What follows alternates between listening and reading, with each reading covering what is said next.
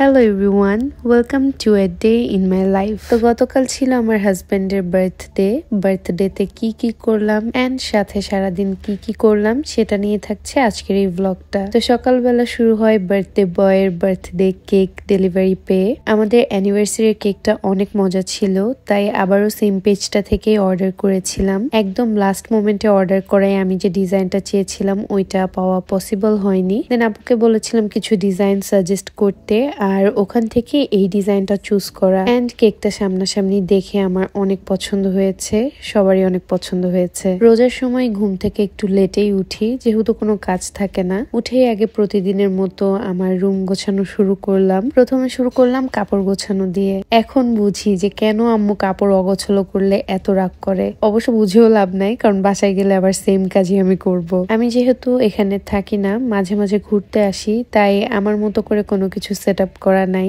Just একটা অগোছালো হাজবেন্ডের রুমটাকে যতটুকু পারি নিজের মতো গোছায় রাখি। এদিকে আমার ননদ আমাকে হেল্প করছিল। আমি বেডশিট একদম যে সুন্দর সমান টান টান করে সেট করতে হয় ওভাবে সেট করতে পারি না, তাই মাঝে মাঝে ওর হেল্প নেওয়া লাগে। বাই দ্য ওয়ে, এই ভিডিওটা দেখে আমার বাসার মানুষ যে কি খুশি হবে, কারণ আমি আমার বাসায় থাকলে বাসায় একটা কাজও করি না। সো আমার কাজ করার কথা শুনলেই তারা খুশি হয়ে যায়। রুম গোছানো শেষে দুই ননদ ভাবি ছাদে গেলাম, কারণ ওয়েদারটা বেশ সুন্দর লাগছিল।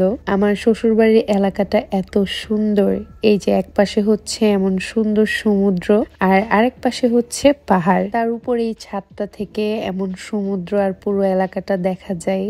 এত সুন্দর লাগে, সুন্দর প্রকৃতি, সুন্দর ওয়েদার। মোট কথা ছাদে গিয়ে মনটা একদম ভালো হয়ে গিয়েছিল। ছাদে কিছুক্ষণ ঘুরে ছাদ থেকে কিছু পুদিনা পাতা নিলাম ইফতারে সালাদে দেওয়ার জন্য। এরপর বাসায় এসে বাকি কিছু কাজ সারতে সারতে ইফতারের টাইম হয়ে যায়। এখানে হচ্ছে ইফতারের জন্য সালাদ রেডি করছিলাম। আমার রান্না বান্না তেমন করা হয় না, তাই সবজি টবজি কাটা, টুকটাক কিছু কাজ এগুলো করে যতটুকু পারি ননদকে হেল্প করি। মাঝে মাঝে মন চাইলে কিছু একটা রান্না করি। দুজন মিলে সবকিছু রেডি করে ইফতার করলাম। ইফতার শেষে দেবরকে দিয়ে আমি টুকটাক বাজার করায় আনলাম।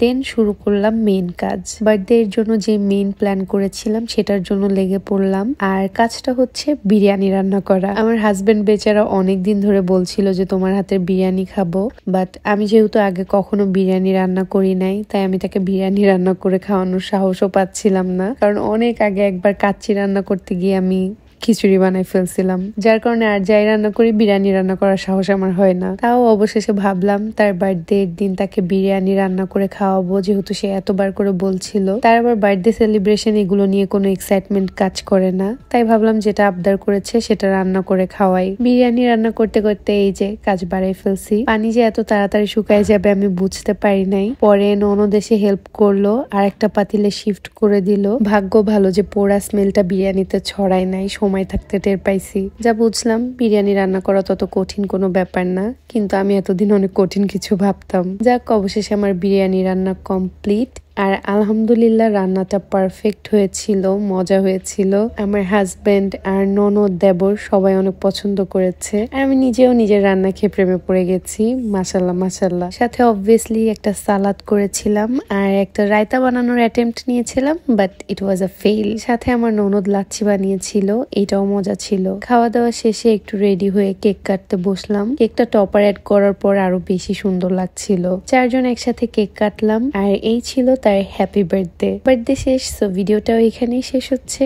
Thanks for watching.